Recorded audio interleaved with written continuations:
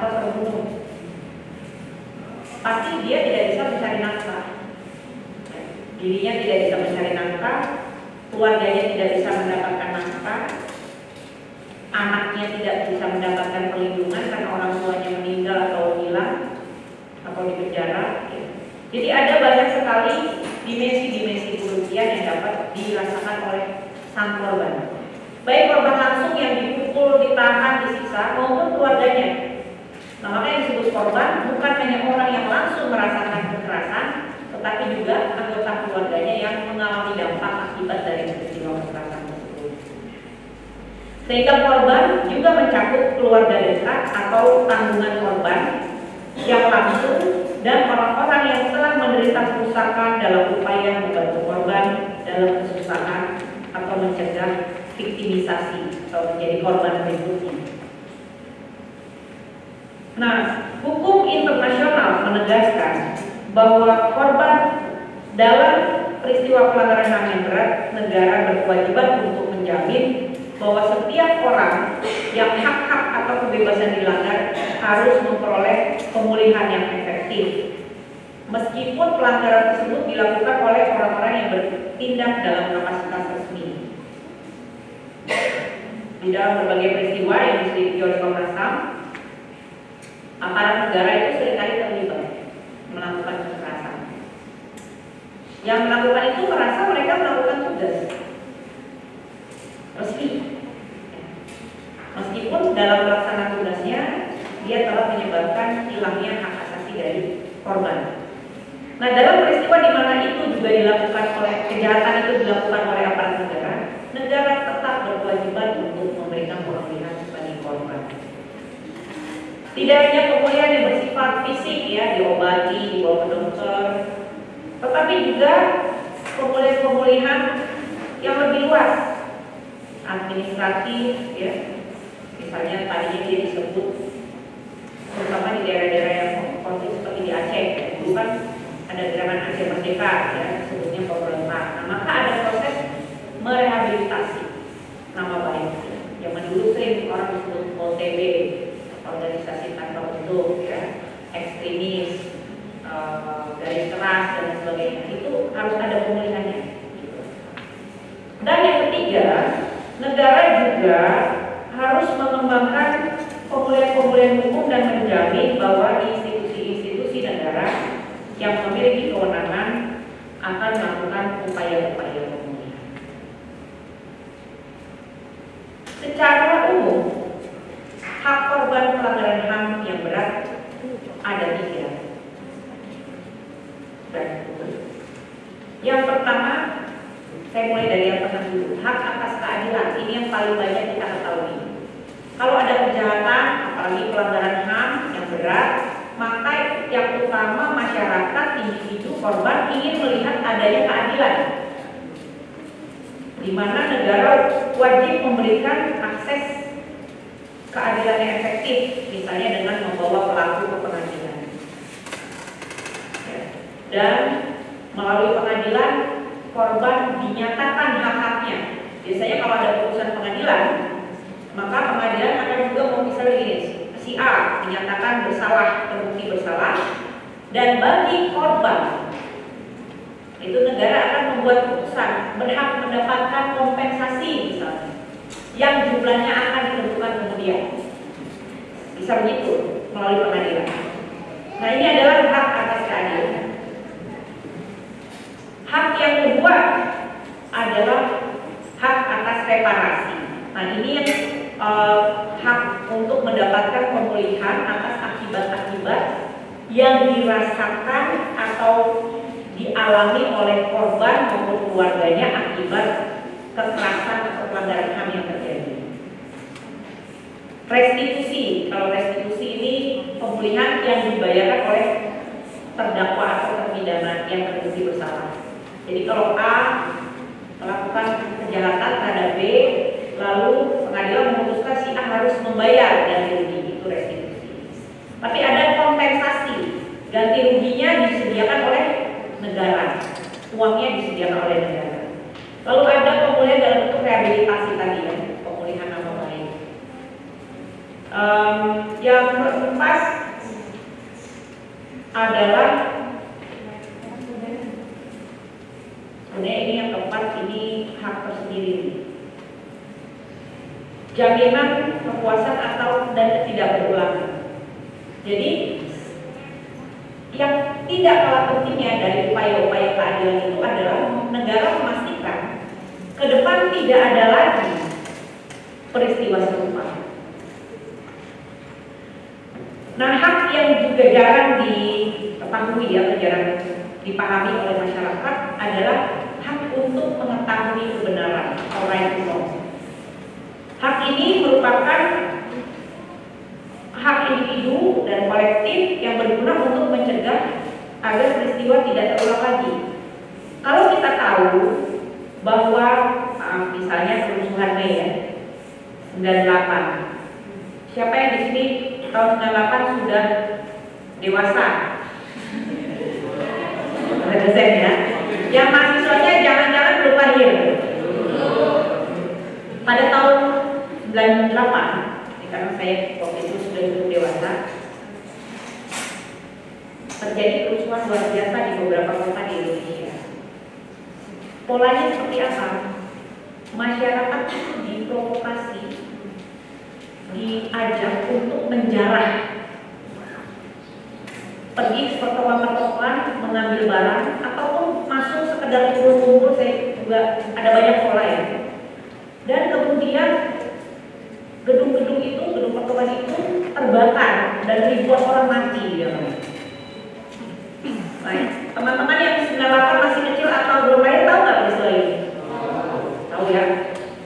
Syukur alhamdulillah. Kenapa? Lain kali kalau ada yang mengajak ibu bapak, saudara-saudari menyerbu toko-toko ketika ada kerusuhan untuk mengambil barang, apakah Anda mau ikut? Enggak. Kenapa? Pelajaran ingat tahun 98 masyarakat yang tidak paham, mulai dari anak-anak sampai orang dewasa, ribuan mati karena terprovokasi untuk masuk ke pertokoan dan mengambil menjara barang-barang. Itu contoh. Hak atas tahu, hak atas kebenaran itu berguna untuk pembelajaran supaya ke depan tidak begitu. Contoh ya. Nah, negara dalam hak untuk mengetahui ini memiliki kewajiban untuk mengingat. Maka seharusnya peristiwa-peristiwa pelanggaran HAM yang berat itu masuk di dalam catatan sejarah. Bisa dalam bentuk kurikulum pendidikan, dalam bentuk film, buku-buku, ya, memorialisasi. Di Indonesia itu apa ya memorialisasi yang dulu waktu peristiwa Trisakti itu, selesai peristiwa itu kalau saya tidak salah ingat ada monumen di depan Universitas Trisakti. Tapi siapa yang pernah lihat monumen itu? Kalau pemerintah atau masyarakat tidak melakukan upaya-upaya mengingat, ya, maka mungkin setiap tanggal 12 Mei ada upacara, ada pemutaran film atau apa. Ini adalah tanggung jawab negara agar peristiwa serupa tidak terjadi. Nah, itu adalah beberapa empat hak dari korban pelanggaran HAM. Hak untuk tahu, hak atas keadilan, hak atas reparasi, dan hak untuk ketidakberulangan. Jangan berulang lagi. Nah, ketidakberulangan ini saya perlu jelaskan bukan semata-mata dari pengetahuan, ya, karena kita tahu Mei 98 dulu ada kerusuhan yang menyebabkan korban jiwa banyak sekali. Lantas itu sudah pencegahan keberulangan? Tidak cukup. Pencegahan keberulangan salah satu aspek yang penting untuk diperhatikan adalah perubahan hukum dan institusi. Ya, sejak 98 itu ada reformasi TNI dan Polri, ya, pemisahan TNI dan Polri, ya. Lalu ada perubahan undang-undang, termasuk ya adanya undang-undang pengadilan hak asasi manusia, sehingga negara, masyarakat, individu yang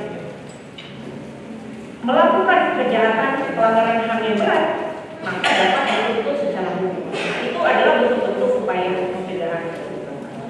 Nah, mungkin agar nanti kita bisa berdiskusi lebih lanjut, saya sudahi pemaparan saya sampai di sini.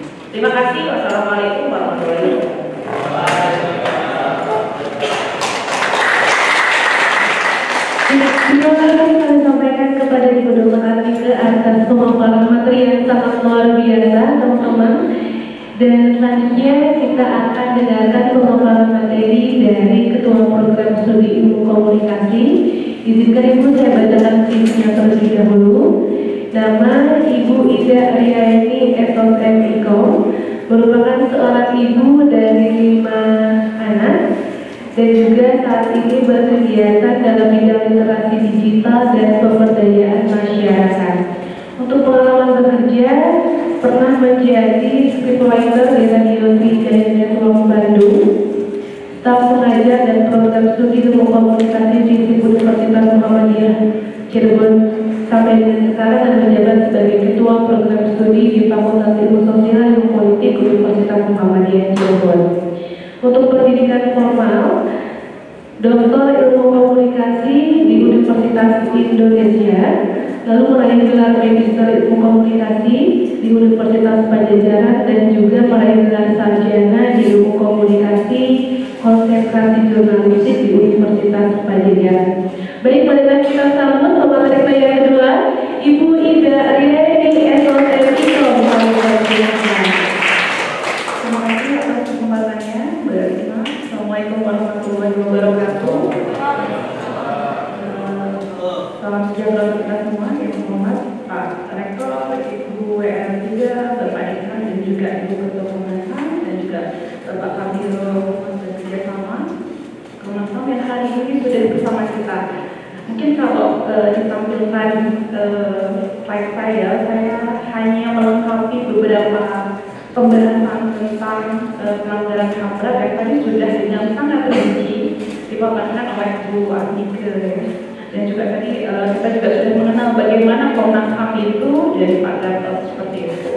Teman-teman semua, kalau kita dengar tentang HAM umumnya, mungkin tidak semua kita tertarik untuk banyak membahas tentang itu karena kesannya serem gitu ya, kesannya angker gitu. Tapi kalau kita lihat banyak kasus-kasus dari aktivis HAM itu, sebut saja Munir di tahun 2004 gitu ya, dan juga banyak kasus-kasus yang lain, ujungnya itu tidak menyenangkan gitu ya, ada yang terbunuh. Kemudian kalau dari para jurnalis sendiri, banyak sekali jurnalis yang berusaha untuk menyuarakan kebenaran dan juga membela hak orang lain yang misalnya tertindas, itu kadang berakhir dengan hal-hal yang juga tidak menyenangkan. Dan itu adalah risiko dari beberapa pekerjaan dan juga beberapa kerja-kerja para aktivis hak asasi manusia. Jadi luar biasa teman-teman dan Bapak Ibu semua.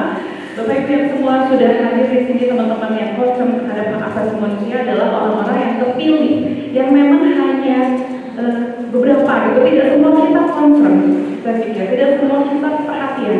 Kita kadang berpikir daripada capek-capek ngurusin orang gitu ya, kayaknya lebih baik kita ngurusin diri sendiri. Itu nggak, teman-teman? Banyak yang kayak gitu ya. Nah, ini saya menambahkan beberapa hal bagaimana pelanggaran HAM berat itu terjadi. Jadi mungkin saya skip ke beberapa hal. Kalau yang pertama itu saya berikan definisinya, buat kita juga sudah menjelaskan bahwa pelanggaran HAM berat itu berbicara tentang bagaimana kejadian-kejadian yang merupakan pelanggaran terhadap hak asasi manusia secara sistematis dan luas. Tadi dipaparkan korbannya kadang tidak hanya hitungan ratusan atau ribuan, tapi bahkan puluhan ribu seperti itu. Karena bahkan memang dilakukan secara sistematis, dilakukan oleh orang-orang yang atau pihak-pihak yang berpengaruh terhadap orang lain seperti itu. Kemudian juga kita bisa lihat bahwa tadi ada 4 kategori yang sudah dipaparkan, ada kejahatan terhadap kemanusiaan, kemudian genosid yang tadi berkaitan dengan penghilangan secara sengaja pada suatu ras atau kelompok tertentu seperti itu, yang mungkin kalau kita lihat di luar sana gitu ya, kalau kami diskusi di kelas-kelas mahasiswa itu kayaknya kalau di Indonesia jarang deh genosid mungkin ya, tapi kita lihat di luar negeri gitu ya, di luar mereka tadi sebutkan di Rwanda, di Serbia itu terjadi seperti itu. Kemudian juga kejahatan juga agresi. Nah, itu adalah pelanggaran HAM berat. Kemudian bicara tentang aturan hukum di Indonesia, tadi sudah disebutkan berulang-ulang, teman-teman, mungkin nanti ada quiz lagi. Ada Undang-Undang Nomor 26 Tahun 2000 tentang pengadaan hak asasi manusia. Kemudian juga ada Undang-Undang Nomor 39 Tahun 1999 tentang hak asasi manusia yang mengatur tentang perlindungan HAM. Kemudian juga HAM juga diatur dalam kitab Undang-Undang Hukum Acara Pidana tadi yang terkait dengan pelanggaran-pelanggaran HAM yang memang terjadi di sekitar kita. Kasus yang sangat populer tadi yang disebutkan, contohnya Verdi Sambo itu ketika kejadian itu ada, mungkin kelas-kelas kita hampir setiap hari gitu ya bicara tentang itu, entah dalam berbagai macam perspektif gitu ya. Kita sering diingatkan dengan bagaimana informasi tentang pembunuhan, kekerasan gitu ya, kemudian juga mungkin hal-hal yang tidak kita harapkan terkait dengan pelanggaran HAM itu terus terjadi di sekitar kita. Nah, kalau kita lihat tadi juga disebutkan bahwa di tahun 2023 awal ada 12 kasus yang ditetapkan sebagai pelanggaran HAM berat. Saya ingin kilas ini itu teman-teman terkait dengan peristiwa tahun 1965, kemudian juga ada tragedi Tanjung Priok yang terjadi di sebuah musola. Ini satu cerita yang saya baca saat saya masih mahasiswa, ini kejadiannya cukup mencekam gitu ya. Kemudian juga penembakan serius. Kalau teman-teman pernah nonton film Pengabdi Setan 2, ada nggak yang pernah nonton itu? Nah, itu bicara tentang Petrus di sana. Jadi ada sekilas-kilas apa ya bahasan tentang itu gitu ya. Bicara tentang bahwa ada orang yang dihilangkan gitu kan secara misterius, dan itu terjadi banyak dan marak gitu ya di tahun sekitar 80-an teman-teman. Kemudian juga ada peristiwa Talang Sari di Lampung, kemudian banyak kejadian-kejadian. Itu saya memberikan informasi yang ada di Aceh. Kemudian juga ada kerusuhan Mei tadi 98 di banyak tempat, kemudian tragedi Semanggi, tragedi Trisakti, dan juga kejadian-kejadian yang lain. Nah, kebetulan juga di sini ada kejadian Wasio dan peristiwa Wamena gitu ya. Jadi tadi buat kita juga katakan bahwa di Papua itu sering terjadi pelanggaran HAM gitu ya, seperti itu yang mungkin dianggap menjadi pelanggaran HAM berat. Nah, dalam perspektif kita gitu, kita masyarakat umum, dari mana kita bisa mengenal bahwa ada kasus misalnya gitu ya pelanggaran HAM atau pelanggaran HAM berat? Biasanya dari mana teman-teman? Dari media sosial, dari orang-orang yang bersuara, dari aktivis yang ada, dan juga dari berita di media massa. Maka kita juga melihat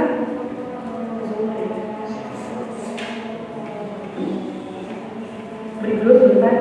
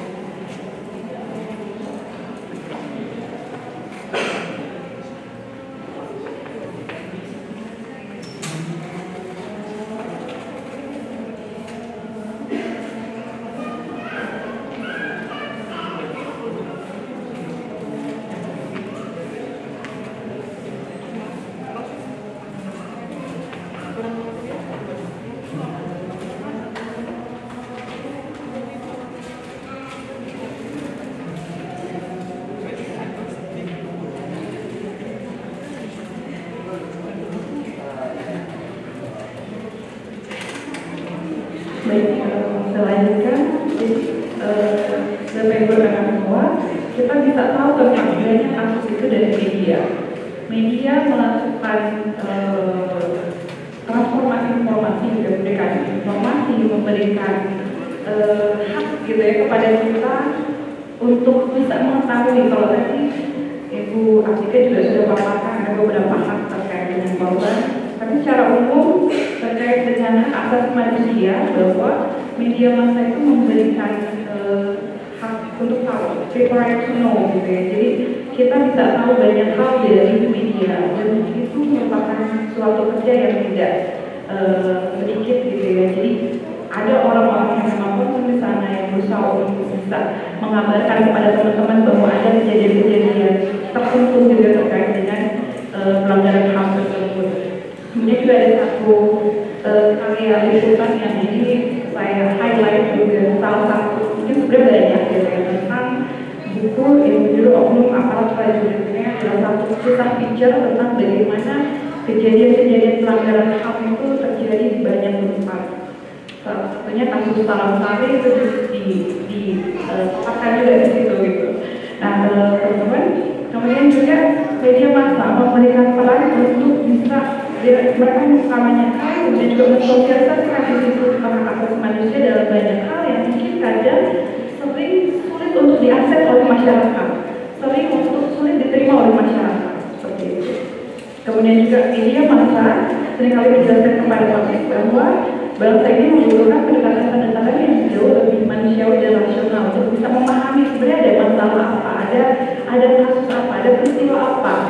Karena kadang kalau kita tidak mengakses lewat media atau kita tidak bertemu dalam forum-forum sosialisasi seperti ini, mungkin kita tidak akan pernah tahu tentang kejadian apa, peristiwa apa yang ada di sekitar kita terkait pelanggaran HAM seperti itu.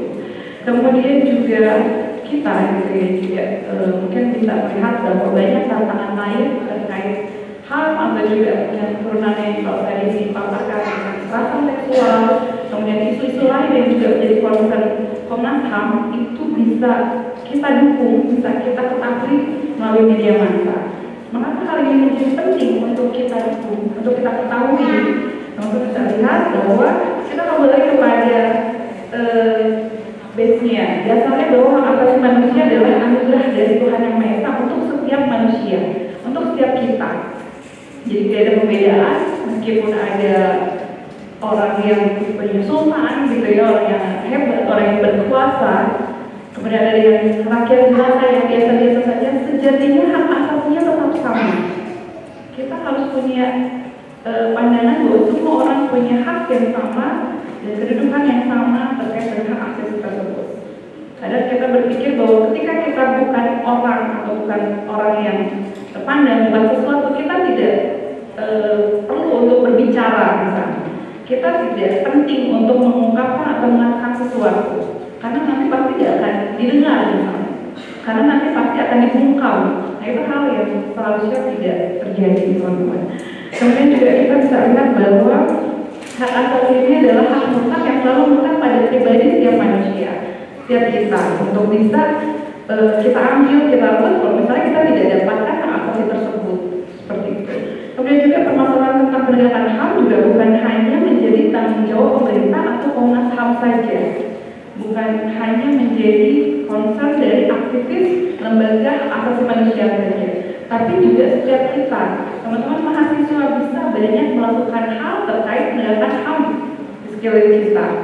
Nah, kalau pemerintah mungkin kita bisa tahu bahwa pemerintah sudah melakukan beberapa hal seperti penegakan melalui undang-undang, kemudian juga ada pembentukan Komnas HAM yang sudah 30 tahun gitu ya, kemudian juga pembentukan pengadilan HAM tadi, dan juga penegakan melalui proses pendidikan atau sosialisasi seperti ini. Nah, dan yang terakhir terkait peran kita sebagai masyarakat, saya agak cepat saja, karena masyarakat perlu untuk berpartisipasi dalam penegakan HAM. Kenapa kita perlu perhatian? Kenapa kita tidak cukup cuek saja gitu ya terkait dengan penegakan HAM ini? Karena kita harus tahu gitu ya bahwa penegakan HAM itu adalah peran yang perlu dilakukan oleh setiap masyarakat dan juga ketika masyarakat perhatian terhadap hukum dan hak asasi manusia, maka hal-hal yang tidak diharapkan gitu, itu bisa kita hindari. Kemudian juga dukungan masyarakat terhadap penegakan HAM justru akan membuat kerja-kerja lembaga dan aparatur pemerintahan juga bisa lebih mudah untuk bisa penegakan HAM di Indonesia ini, teman-teman. Kemudian apa yang bisa kita lakukan? Yang pertama, kita bisa melakukan upaya untuk terus bersikap kritis. Mahasiswa ini yang biasanya aktif di kegiatan kemahasiswaan gitu ya, atau juga menjadi sesuatu aktif di masyarakatnya, gitu. Kita bisa menyuarakan atau kita bisa minimalnya tahu gitu ya tentang banyak hal yang menjadi hak-hak dasar hak umum yang memang perlu kita jaga gitu, sebagai warga negara.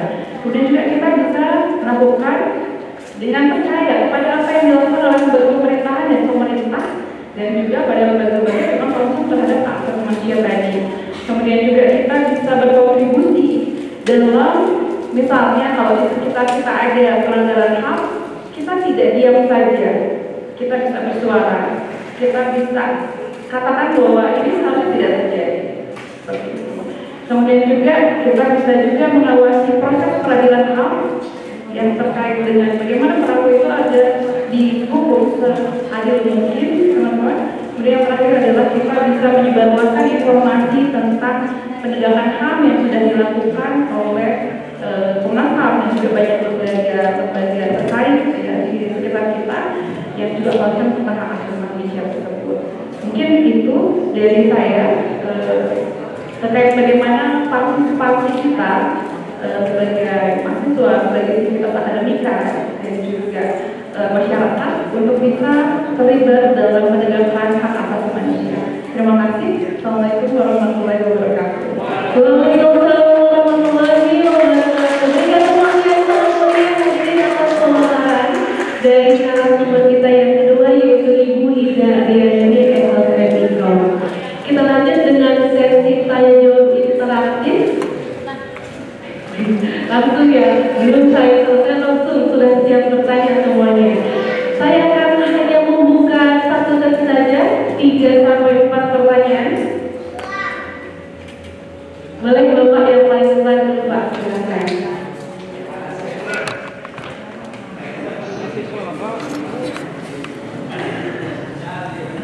Baik, terima kasih. Assalamualaikum warahmatullahi wabarakatuh. Perkenalkan, nama saya Ahmad Yusron dari Prodi Ilmu Komunikasi Universitas Muhammadiyah Jember. Ada beberapa hal yang akan saya tanyakan. Pertama, apa hal yang menjadi indikator suatu fakta, suatu peristiwa itu dianggap sebagai suatu pelanggaran HAM? Karena kita ketahui bersama bahwasanya ada kalanya istilah HAM itu bisa dijadikan sebagai alat untuk memperjuangkan yang menurut kita kadang-kadang tidak relevan, seperti halnya ada kelompok LGBT yang minta diakui oleh negara. Ketika terjadi penolakan dianggap melanggar hak asasi manusia. Jadi kembali lagi pertanyaan saya, hal apa saja yang menjadi indikator suatu lokus masalah ini dianggap melanggar HAM, juga termasuk pelanggaran HAM berat. Berikutnya juga, ini karena ada kaitan dengan kelembagaan. Bagaimana peran dari kelembagaan Komnas HAM terkait dengan persoalan biopolitik kita? Karena bagaimanapun juga, apa yang terjadi di Indonesia seperti halnya ketika negara menunjukkan kedaulatannya di Papua Barat, kadang-kadang sering menjadi sorotan negara-negara luar bagian dari pelanggaran HAM. Berikutnya juga, kira-kira hal yang paling penting apa sih supaya kesadaran kita dalam konteks politik? Ya, saya melihat dari sebelum tahun 2010 ketika Pak Prabowo mencalonkan diri menjadi capres, itu selalu saja dikaitkan dengan pelanggaran HAM berat. Artinya mungkin itu perlu penyadaran bagi kita semua, atau mungkin butuh pencerahan dari pihak Komnas HAM terkait dengan hal ini. Kiranya itu saja pertanyaan dari saya. Dapat pasal.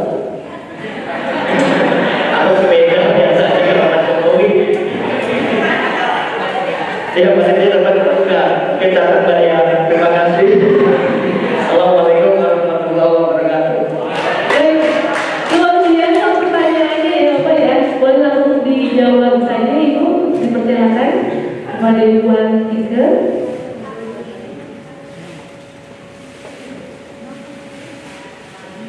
Kepada Ibu Antika kami persilakan. Baik, terima kasih. Satu-satu ya, saya kumpulin. Nggak kumpulin dulu beberapa pertanyaan. Dikumpulin tapi boleh Pak. Kesempatannya sedikit kalau jawabnya satu-satu. Baik, kalau begitu kita langsung pada pertanyaan yang kedua. Dari yang kerudung putih dipersilakan.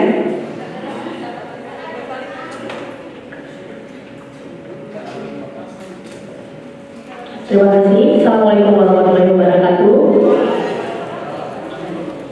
Mohon izin bertanya Bu, saya Madaniati, program studi ilmu komunikasi. Saya sangat senang tadi melihat di slide ada wilayah Sulawesi Tengah, saya dari Sulawesi Tengah.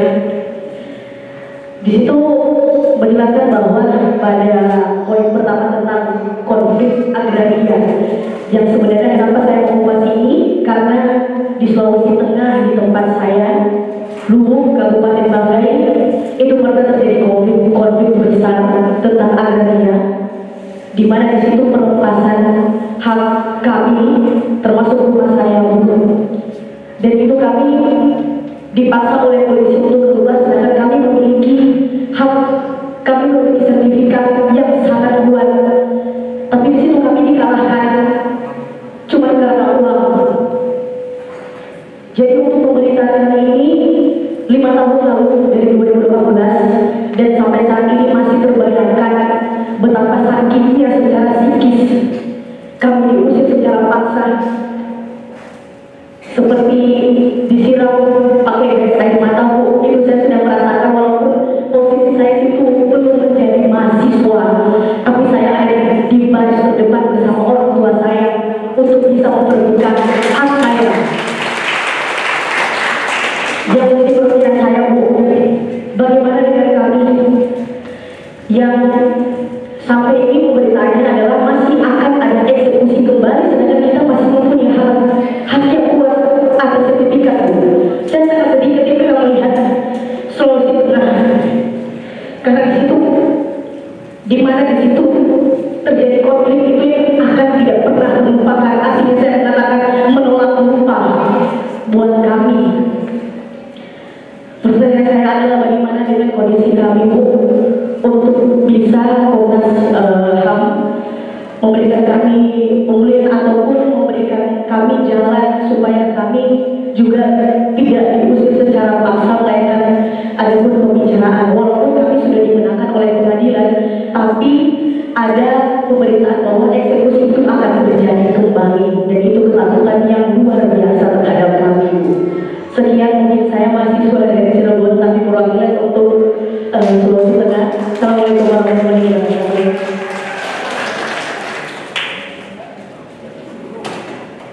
Baik, selanjutnya pertanyaan ketiga. Ini yang duluan aja boleh, yang pakai kacamata silakan. Di depan ini belum terlihat.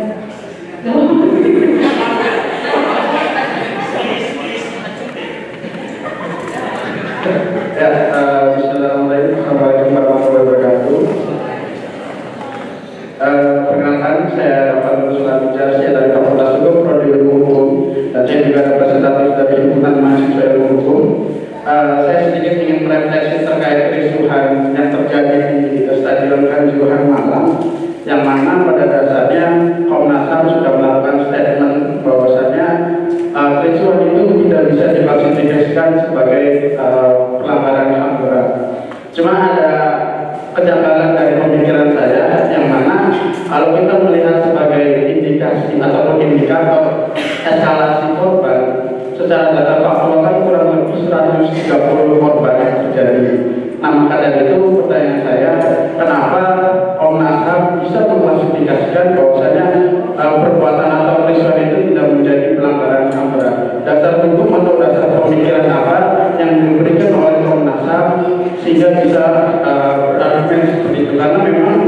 dalam statement yang disampaikan oleh Komnas HAM terkait pengklasifikasian tersebut, bagi saya memiliki indikasi menciptakan suatu kericuhan sosial baru, yang mana kericuhan sosial baru tersebut juga memiliki indikasi pelanggaran HAM baru. Terima kasih.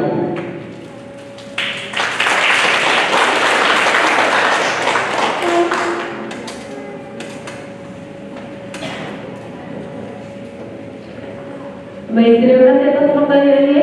Cukup tiga saja ya teman-teman. Dan untuk pertanyaan pertama dari Bapak Ahmad Yusron, dosen dari Prodi Ilmu Komunikasi, akan langsung dijawab oleh Ibu Ketua, yaitu Ibu Dr. Anike Nova. Kami persilahkan.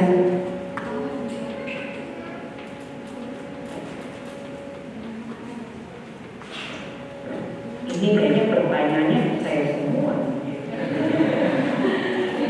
Pertanyaannya susah-susah. Oke.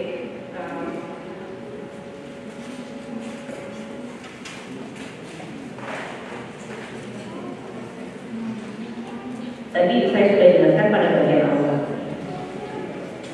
Tidak semua pelanggaran HAM itu dapat dikategorikan sebagai pelanggaran HAM yang berat.